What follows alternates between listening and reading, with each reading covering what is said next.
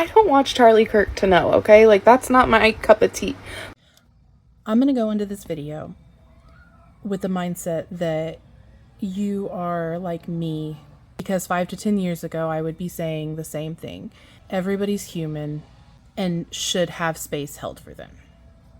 But at the end of the day, did he really say that, or did he allude to the fact that it was an inevitable and quote unquote a small price to pay to have our Second Amendment rights? I can admit that it was a quote where, yes, he was talking about how collateral damage and gun deaths are worth the United States continuing to just allow guns to run rampant. Because my philosophy is regardless if they took away our Second Amendment rights, bad people who want to do mass casualty events like that are going to find a way to get those things regardless. Because bad people will always try and do bad things. We shouldn't do anything to try and stop it. Y'all not ever heard of the market and like the underworld of those things? Like, it's a thing. So now I feel like you're just trying to say that we're stupid for the things that we think. like, I just think it's weird that he said that, and it just seems like real rage bait clicky for people to like grasp onto. And it's Yes, I think it's weird that he said that too.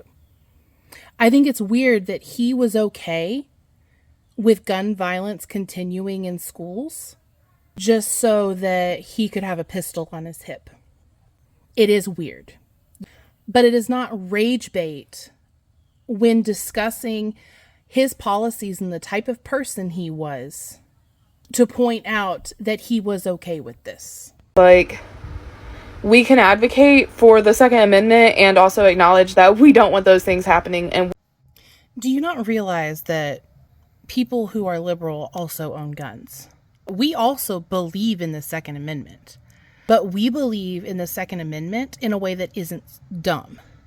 Regulations, licenses, insurance, holding parents accountable when they don't put their guns away and their child takes it to school to hurt others.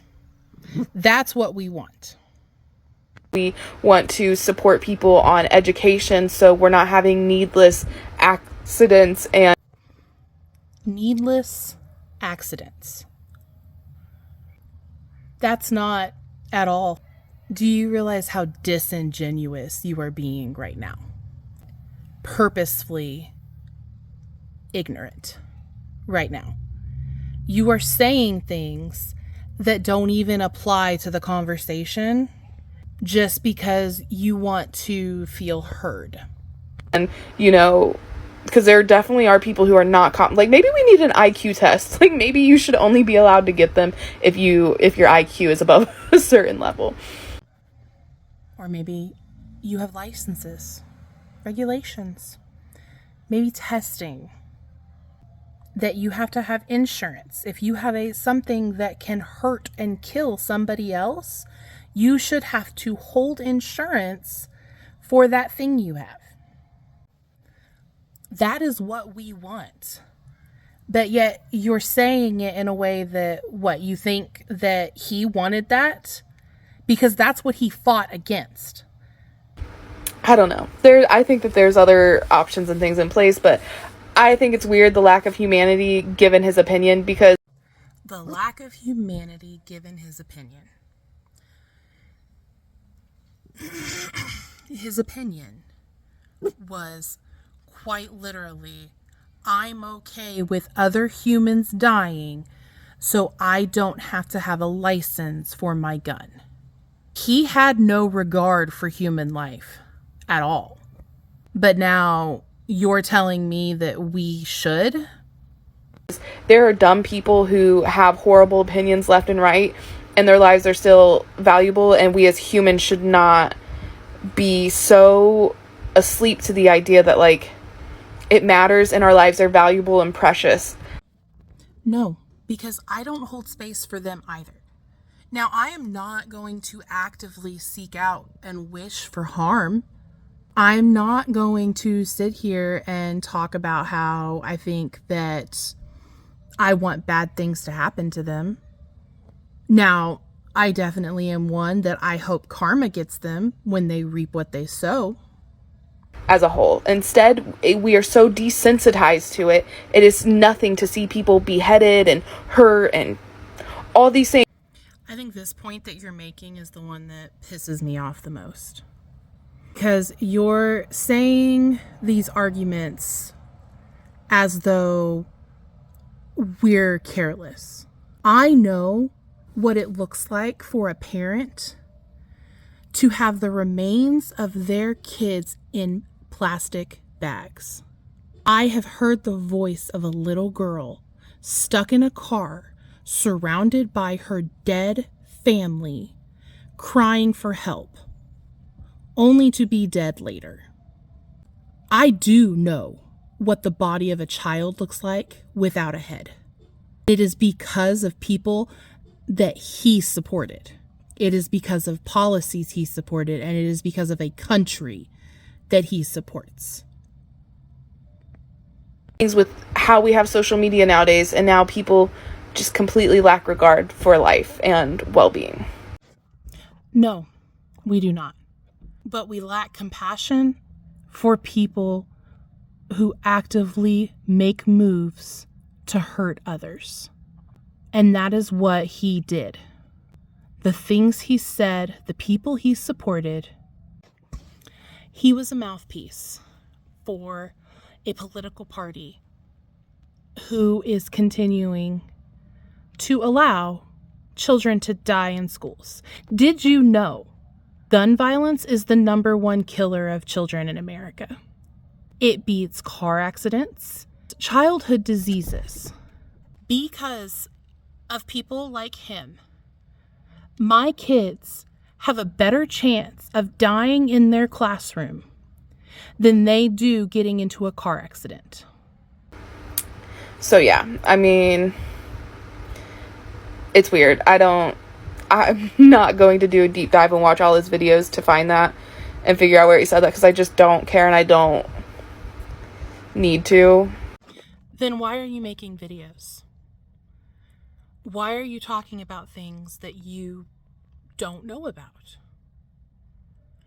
If you're not willing to actually do the research and look these things up, don't have an opinion on them. But it's like, I don't agree with that either. I can still understand that he didn't deserve what happened, nor did all those students that were there. Like, I mean, come on. Now, I will agree with you. I don't think anybody deserves to go like that.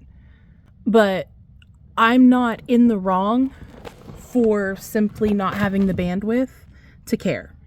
It's pretty rich talking about the students that were there when you're disregarding all other school shootings. You realize school shootings happen on campuses, right? You want to know what's going to happen? The kids are going to go back to class. They'll probably be afraid, but they're just going to go back to class because that's the type of America we live in today. We live in an America where a mass shooting could happen, and then we're told on Monday morning we go back to work. And the precedent that sets for every other person who wants to come onto a college campus and talk and debate. Like, who's going to do that after a situation like this? Plenty of people will. Because again, we're desensitized in America. That's not going to matter. Life is going to continue as is. It's what happened after Sandy Hook. It's what happened after Uvalde. It's what happened after the Pulse nightclub. Life went on. It's not going to change much because nothing ever changes when something like this happens.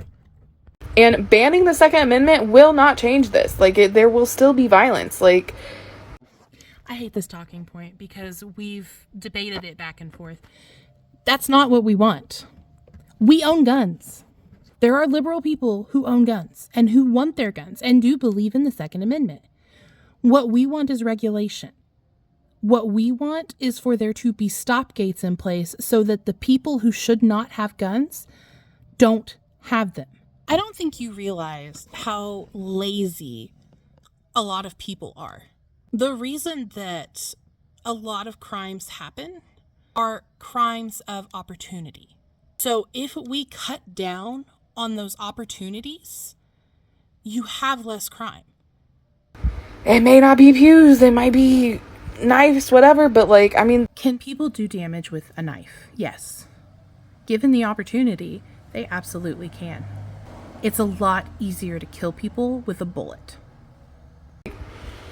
the problem is emotional immaturity and the inability to have a difference of opinion without resulting to violence. I think the worst part of this, I don't know if it's the fact that you were smiling the whole time you were trying to have this conversation, or if it's that it's very clear you think you're on a high horse. You're saying this because you think you're better than us. And that's okay. I mean, you're human. Humans have flaws. You don't get to lecture me and others like me for deciding where to place our sympathy. Because that's my sympathy to have. And it's not inhuman for me to choose not to have it for people who would prefer my kids be more likely to die in a classroom, or that my husband would be more likely to die in his classroom, than to just put regulations in place. God, I used to be you. And I hope that you eventually come to your senses, like I did, to see the world for what it is. But the hope I have in humanity is in the people who are not evil, is in the people who want the world to be better, is for the people who don't rally behind people like billionaires who simply want to drain the system so that they can take everything. I hold hope for humanity that we can stop a genocide that is happening in Palestine. I hold hope for humanity that one day Congo will be free. My hope in humanity is not in people like Charlie Kirk and his family. It's not in people like Donald Trump and his administration. That's not where I hold my hope. And I'm not a bad person for that. I just hope one day you realize that you can't have everything be equal when one side wants the other to disappear. When they want immigrants thrown into detention centers that are literal death traps. When they don't want to give immigrants health in these detention centers, health care. When they don't want to give us health care. Now, I'm not saying you can't be unnerved or even disgusted by some of the reactions that have come out of this. But what you're not going to do, especially as a mayo-flavored person, is come on here and start judging others for holding no sympathy for a person and their family who not only actively voted against their human rights, but a person whose job was to campaign across this country in order to persuade people to want our rights to be taken away.